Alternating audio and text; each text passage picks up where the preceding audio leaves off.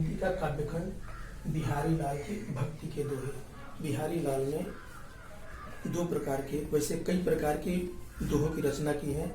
आपकी पाठ्य पुस्तक में मुख्य रूप से दो प्रकार के हैं, एक तो भक्ति के दोहे हैं और दूसरे हैं नीति के दोहे। तो भक्ति के दोहे के 8 दोहे में ये पहला दोहा है, जिसमें बिहारी लाल ने राधिका जी की स्तुति की है। जब कोई भी व्यक्ति कोई ग्रंथ लिखना प्रारंभ करता है तो उस ग्रंथ की निर्विघ्न समाप्ति के लिए वह अपने इष्ट देवता की स्तुति करता है। ऐसे ही बिहारी ने भी स्तुति की है राधिका जी की, जो कृष्ण की प्रेयसी है, कृष्ण की प्रेमिका है। मेरी भव बाधा हरो राधा नागरी सोई, जातन की झाई परे श्याम हरि दुति हो। इसका अर्थ देखेंगे। राधा का मतलब होता है राधिका जी, और राधा का मतलब हल्दी भी होता है। जो कविवर बिहारी हैं, श्लेष अलंकार के बहुत ही माहिर कवि हैं। इन्होंने अपने रचनाओं में श्लिष्ट शब्दों का अधिक प्रयोग किया है। एक एक शब्द के, एक एक पंक्तियों के उनके अनेक अर्थ होते हैं। इसीलिए कहा गया है कि कवि बिहारी ने गागर में सागर भर दिया है। तो यहाँ पर देखिए, ये राधा शब्द के दो अर्थ हैं, पहला राधिका जी और दूसरा हल्दी। फिर है नागरी का अर्थ होता है चतुर, और दूसरा अर्थ होता है नगर मोथा। ऐसे सोई माने वह, और सोई माने एक प्रकार का साग होता है, जिसे आयुर्वेद में औषधि के रूप में भी प्रयोग करते हैं, उसे कहते हैं सोया। तो राधा नागरी सोई, ये सब श्लिष्ट शब्द है। ऐसे झाई का मतलब परछाई या झलक, जिसे कहते हैं छाया भी कर सकते हैं। झाई, परछाई, छाया या झलक। और झाई एक प्रकार का चर्म रोग होता है, जो विशेष रूप से चेहरे पर आता है। ऐसे ही श्याम वर्ण, श्याम का मतलब होता है श्री कृष्ण। श्याम का अर्थ काला भी होता है और श्याम का अर्थ पाप भी होता है। हरित द्युति माने प्रसन्न मन वाला, और हरित द्युति माने हरा भी होता है। हरा, यह रंग से ही मतलब है हरा रंग और प्रसन्न। ये शब्दों का अर्थ है। अब इसके भाव को देखेंगे, इसके दोहे का अर्थ देखेंगे। कविवर बिहारी कहते हैं कि मेरी भव बाधा हरो, माने मेरी संसार की बाधा को हरे, मेरी सांसारिक बाधा को दूर करें। राधा नागरी सोई माने वह, नागरी, अब यहाँ से सोई माने वह, नागरी माने चतुर, वह चतुर राधिका जी। और चतुर किस चीज में चतुर है राधिका जी? किसी चीज को चुराने में चतुर नहीं है, संसार की बाधाओं को दूर करने में चतुर है। तो वह सांसारिक बाधाओं को दूर करने में चतुर राधिका जी, सोई नागरी राधा। वह संसार की बाधाओं को दूर करने में चतुर राधिका जी मेरी सांसारिक बाधाओं को दूर करे, मेरी भव बाधा को हरे, समाप्त करे। जातन की झाई परे, जिसके तन माने शरीर, जिसके शरीर की झाई पड़े माने छाया पड़ते ही, माने जिस राधिका जी के शरीर की छाया पड़ते ही, अर्थात जिस राधिका जी के शरीर की झलक पाते ही श्याम माने श्री कृष्ण, हरित द्युति हुए माने प्रसन्न हो जाते हैं, माने श्री कृष्ण का मन प्रसन्न हो जाता है। ऐसी राधिका जी मेरी सांसारिक बाधा को दूर करें। अब इस दोहे का एक दूसरा अर्थ भी निकाला जा सकता है, क्योंकि जैसा कि अभी मैंने बताया कि एक बिहारी ने अपने दोहे में गागर में सागर भरा है। तो राधा नागरी सोई, यानी जो राधा जी है, राधा जी का जो वर्ण है पीला है, और श्री कृष्ण जी का रंग कैसा है? सांवला है, नीला है, नीले रंग का। और जब राधा जी के शरीर की पीली आभा, राधा जी के शरीर की पीली आभा, जिसे हम कह सकते हैं पीताभ, श्री कृष्ण के शरीर की नीली आभा पर पड़ती है, तो वह आभा, श्री कृष्ण की आभा हरित कांति मान हरित वर्ण में बदल जाती है। तो ऐसी राधा जिसकी पीताभ, ऐसी राधा जी जिनकी पीली कांति श्री कृष्ण के नीली कांति, श्री कृष्ण के शरीर की नीली कांति पर पड़ती है, तो वह हरी भरी हो जाती है। ऐसी राधा जी हमारे सांसारिक बाधाओं को दूर करे। एक तीसरा अर्थ भी इसको हम निकाल सकते हैं। देखिए, आयुर्वेद में एक औषधि होती है राधा नागरी सोई। राधा माने हल्दी, नागरी नगरमोथा और सोई माने सोया। ये 3 आयुर्वेदिक औषधि हैं। इनको पीस करके और इसका लेप करके अगर किसी में एक विशेष प्रकार को जो झाई नाम का जो चर्म रोग है, अगर किसी के शरीर पर या चेहरे पर हो जाता है तो इसका लेप करके लगाने पर वह झाई समाप्त हो जाती है। तो इस इनके आयुर्वेद के ज्ञान को भी यह दोहा प्रकट करता है कि बिहारी लाल आयुर्वेद के भी अच्छे ज्ञाता है। और रंगत विधान में इनमें रंग संयोजना भी, माने एक अच्छे चित्रकार भी है, रंग संयोजन की भी उनमें विशेष क्षमता है, माने रंगों का भी विशेष ज्ञान उनको है। तो एक बार फिर से इस अंतिम तीसरे अर्थ को देखेंगे। राधा नागरी सोई माने राधा हल्दी नगरमोथा और सोया को पीस करके लगाने से जो शरीर की झाई समाप्त, जिस प्रकार शरीर पर पड़ी झाई समाप्त हो जाती है, उसी प्रकार वह राधा जी मेरे संसार की बाधाओं को दूर करे। अब इसका जो है काव्यगत सौंदर्य देखें। प्रस्तुत दोहे में कवि ने अपने ग्रंथ बिहारी सतसई की निर्विघ्न समाप्ति के लिए, हमारा जो ग्रंथ बिहारी सतसई है वह निर्विघ्न रूप से समाप्त हो, इसके लिए श्री कृष्ण की प्रिया राधिका जी की स्तुति की है, की है। यहाँ पर इसकी भाषा है ब्रज भाषा। ये बिहारी जी की जितने उन्होंने लगभग 700 दोहों की रचना की है, सभी 700 दोहों की जो भाषा है ब्रज भाषा है। तो ये सतसई से ली है, उनकी पुस्तक है सतसई। तो सतसई के जितने दोहे हैं सब ब्रज भाषा में है। तो इनकी भाषा है ब्रज भाषा। छंद सारी सतसई की भाषा दोहा छंद नहीं है, लेकिन ये जो आपकी कविता है इसका जो छंद है दोहा छंद। इसमें श्रृंगार, राधा जी की सुंदरता का वर्णन किया गया है, इसमें श्रृंगार रस है। और गुण माधुर्य, जहाँ भी श्रृंगार रस होता है वहाँ विशेष रूप से माधुर्य गुण होता ही है। अलंकार श्लेष अलंकार है, माने एक ही शब्द के अनेक हैं, जैसे राधा नागर सोई झाई श्याम हरित, इन वर्णों के इन शब्दों के अलग अलग अर्थ हैं, इसलिए यहाँ पर श्लेष अलंकार है। दूसरा दोहा है। मोर मुकुट की चंद्र कनु यो राजत नंद नंद, मनु शशि शेखर की अकस की शेखर सतचंद। यहाँ पर मोर पंख के मुकुट धारण किए हुए श्री कृष्ण की सुंदरता का वर्णन करते हैं कि वो कैसे लग रहे हैं। मानो श्री कृष्ण शिव की स्पर्धा करने के लिए, शिव जी से स्पर्धा करने के लिए अपने शिखर पर सैकड़ों चंद्रमा को धारण कर रखे हैं। अर्थ को देखेंगे। मोर मुकुट की चंद्रकन, मोर पंख के मुकुट की चंद्रकन माने चंद्रमाओं से, चंद्रकन माने चंद्रमाओं से, मोर के मुकुट की चंद्रमाओं से यो राजत नंदनंद, नंदनंद माने नंद के दुलारे यानी श्री कृष्ण, नंदनंद यानी श्री कृष्ण यो राजत ऐसे सुशोभित हो रहे हैं, मन माने जैसे, मानो शशि शेखर, शशि शेखर का मतलब शिव, शशि माने चंद्रमा, शेखर माने शिखर, चंद्रमा है शिखर पर जिसके, तो चंद्रमा किसके शिखर पर है? शिव जी के। यहाँ बहुब्रीहि समास है शशि शेखर में।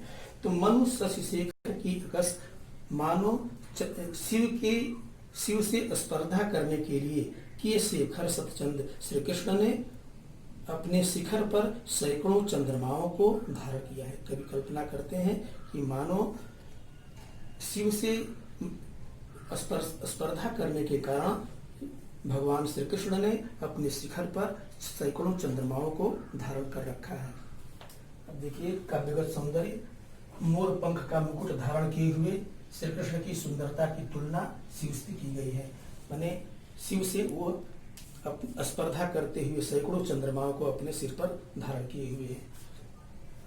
ब्रज भाषा, इस दोहे की भाषा माने पूरे उनके जितने दोहे हैं सबकी भाषा ब्रज भाषा है। छंद दोहा है। रस जो है दोहा क्रमांक 1 से लेकर के 5 तक ये सभी में श्रृंगार रस है। और जैसा कि ऊपर भक्ति लिखा है, भक्ति, तो भक्ति रस तो सभी में है। दोहा क्रमांक 1 से लेकर 8 तक सभी दोहों में भक्ति रस के साथ यहाँ पर दोहा क्रमांक 1 से लेकर के 5 तक सभी में श्रृंगार रस भी है। तो रस यहाँ श्रृंगार रस है, श्रृंगार रस के साथ माधुर्य गुण है। अलंकार यहाँ पर देखेंगे। उत्प्रेक्षा अलंकार, उत्प्रेक्षा अलंकार कहाँ पर है? मनु, मनु, जहां पर जनु, मनु, मानो इन सब ये शब्द आते हैं, इन शब्दों का प्रयोग होता है, वहां उत्प्रेक्षा अलंकार होता है।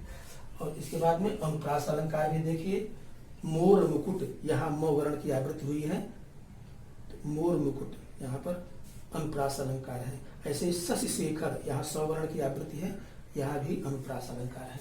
तो इस पूरे दोहे में उत्प्रेक्षा और अनुप्रास दो अलंकार है।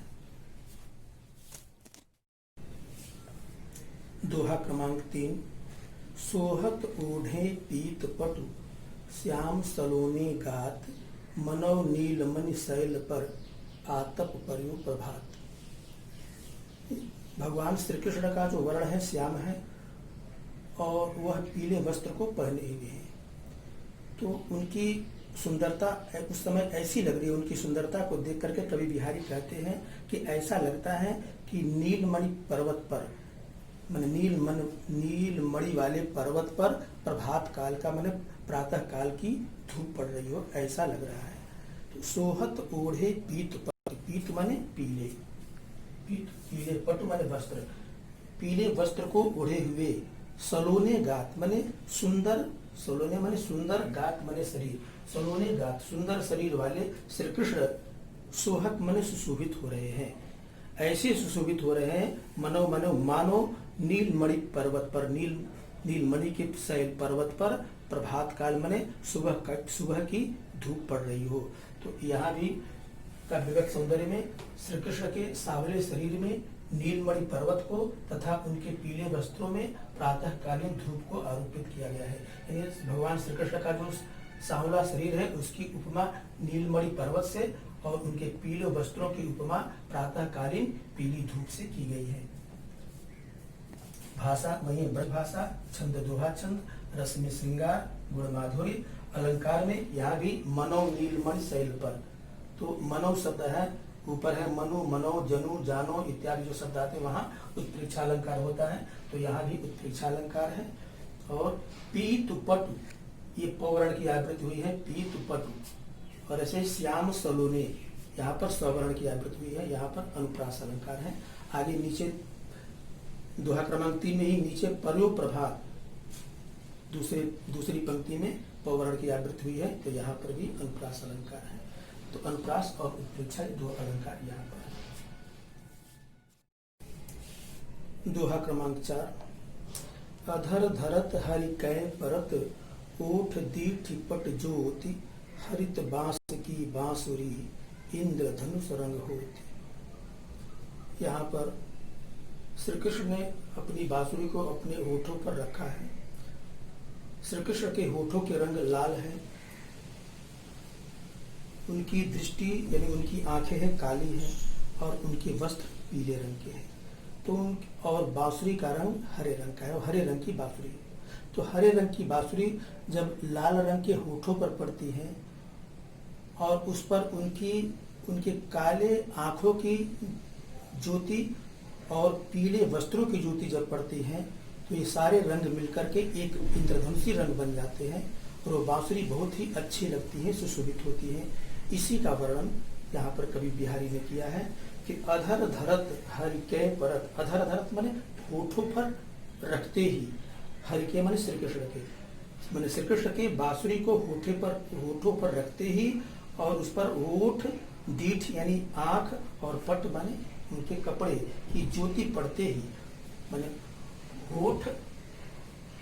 ओठ दृष्टि और पट माने ओठों की लाल ज्योति, आंखों की काली ज्योति और उनके वस्त्र की पीली ज्योति जब उस हरे रंग की बांसुरी पर पड़ती है तो हरित बांस की बांसुरी, हरे रंग की बांस की बांसुरी इंद्रधनुषी रंग में परिवर्तित हो जाती है।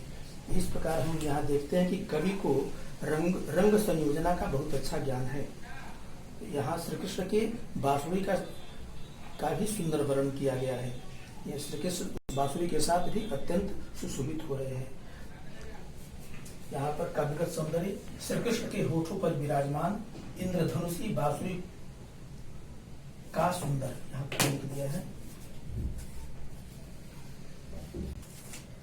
इंद्रधनुषी माने इंद्रधनुष के रंग वाली बांसुरी का सुंदर चित्रण हुआ है। कवि को रंग योजना का विशेष ज्ञान है, भाषा ब्रज है, छंद दोहा, रस श्रृंगार रस, गुण माधुर्य, और यहाँ अलंकार में है अधर धरत, धर अधर धरत में यमक अलंकार है।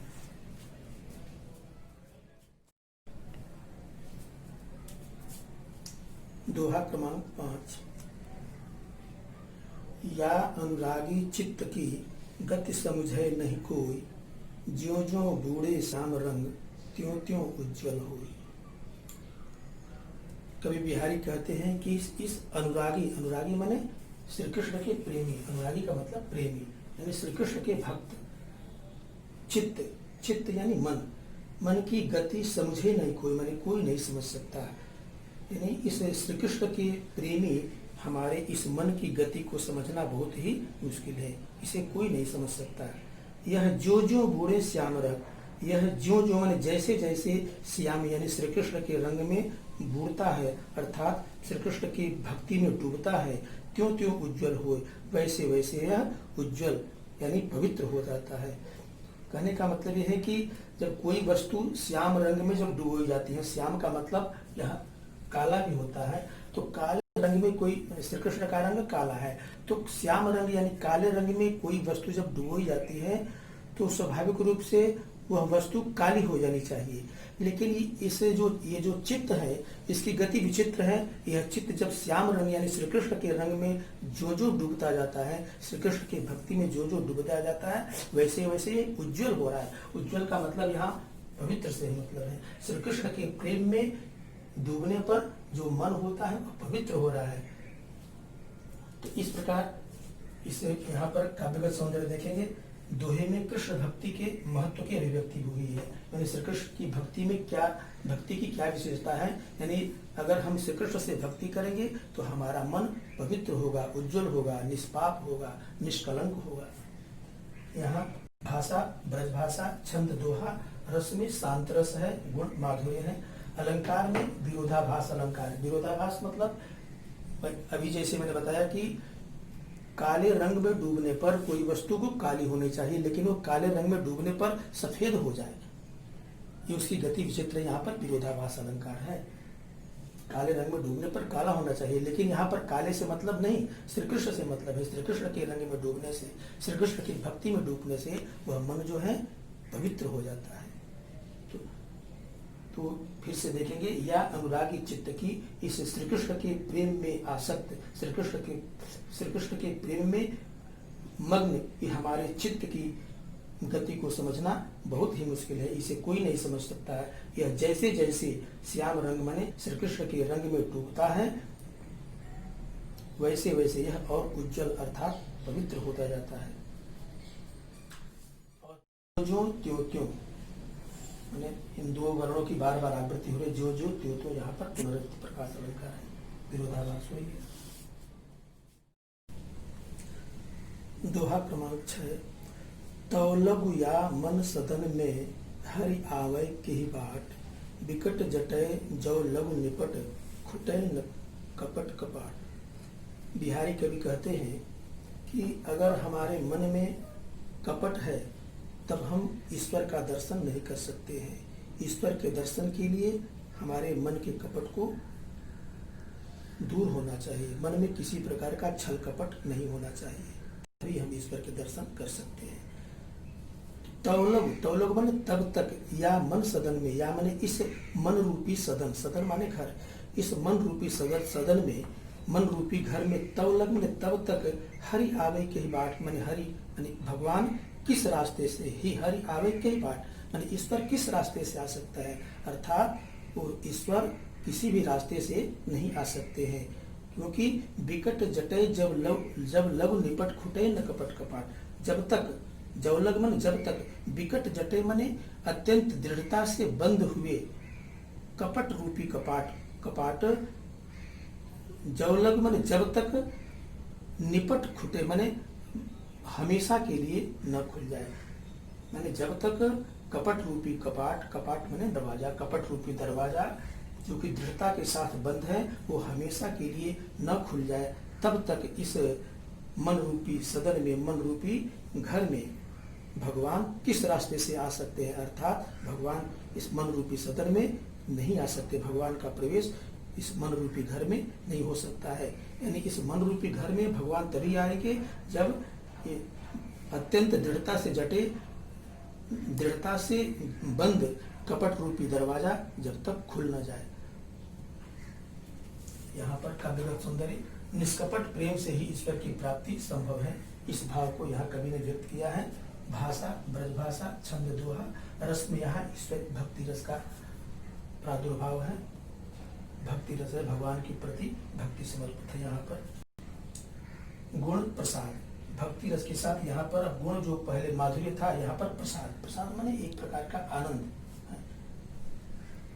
प्रसाद गुण है, अलंकार है, रूपक अलंकार, रूपक अलंकार यहाँ पर है मन सदन, मन रूपी सदन, और ऐसे ही कपट कपाट, कपट रूपी कपाट माने दरवाजा। तो यहाँ पर ही दोनों जगह पर रूपक अलंकार है।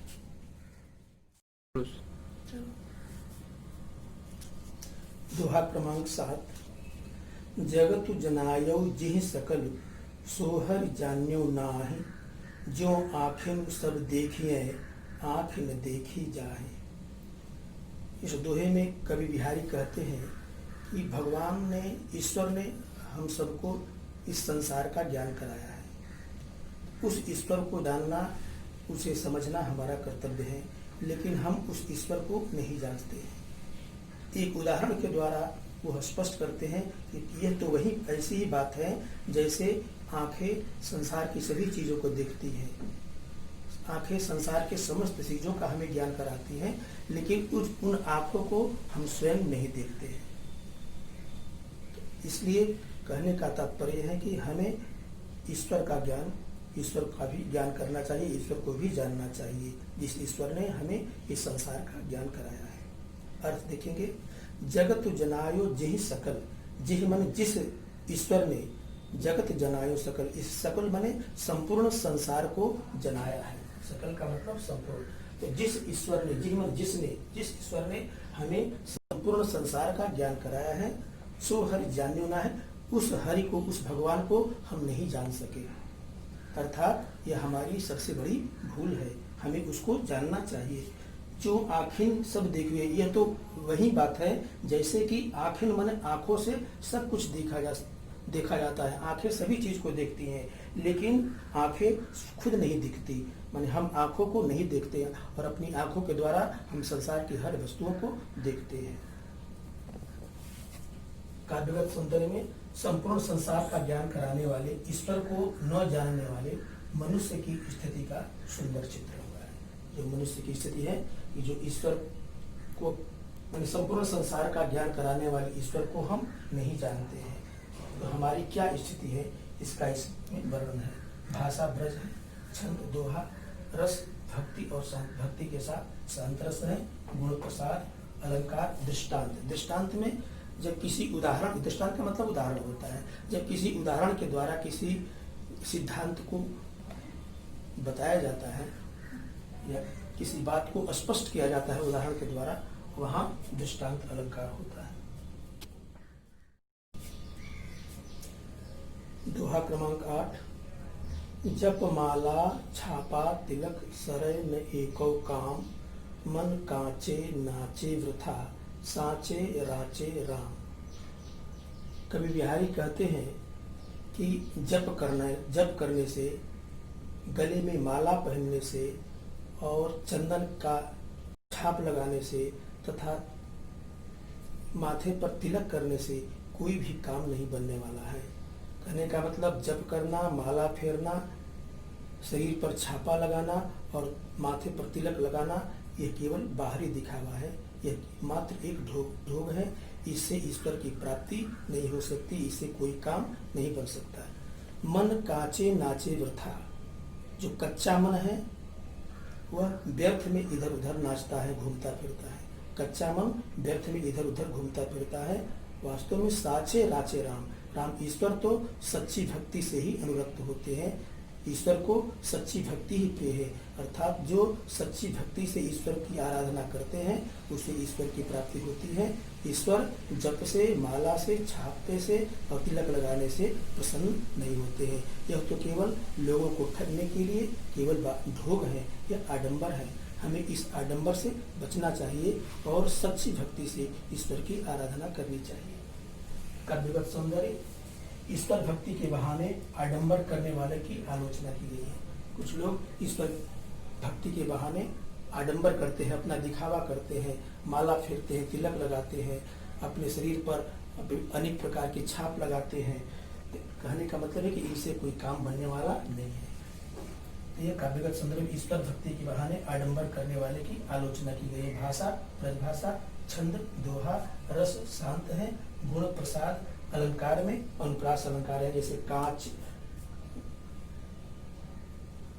साचे, राचे, इसमें चवर्ण की आवृत्ति है, अंत में ऐसे ही मन काचे नाचे, यहाँ चवर्ण की आवृत्ति अंत में है, तो काचे नाचे, साचे, राचे, यहाँ पर अनुप्रास अलंकार है।